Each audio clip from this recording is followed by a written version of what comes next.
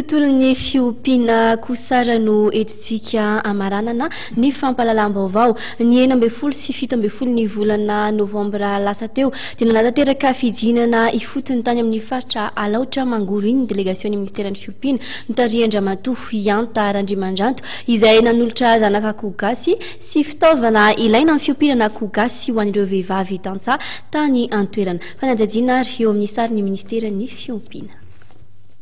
Ho fampandraisana anjara mavitrika ny vehivavy tantsaha amin'ny fampandrosoana dia ampiarina amin'ireo faritra 20 eto Madagasikara ny tetikasa fanohanana vehivavy eny ambanivolo ka ny faritra Alaotra Mangoro nanomboana izany tamin'ny fomba ofisialy ny farany herinandro lasa teo.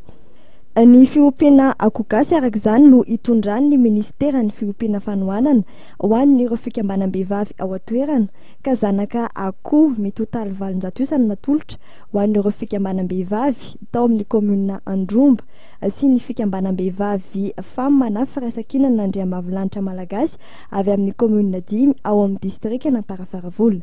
Izany natao dia mba ahafahana manatsara ny taranaka akoho gasy sy ampitomboana ny vokatra fiompiana akoho gasy ataon'ny vehivavy eny ambanivolo. Notolorana kojakoja samihafa ilaina amin'ny figajiana amin'ny fiompiana ihany koa ireo fikambanam-behivavy ireo. Izy ireo izay nofanina manokana momba ny fiompiana akoho gasy. Nomary Andriamatoa Minisitra Ianta Randriamandrato tamin'ny lahateniny fatafiditra fena ao anatin'ny politika ministera ho an'ny taom-piasana 24 ny fanohanana ny vehivavy tantsaha. No mafisa amin'ny vehivavy ny fototra fiainam-pianakaviana amin'ny lafiny rehetra. Ity tetikasa ity araka izany dia fomba iray entina mampiroborobo ny fiainana ambanivohitra.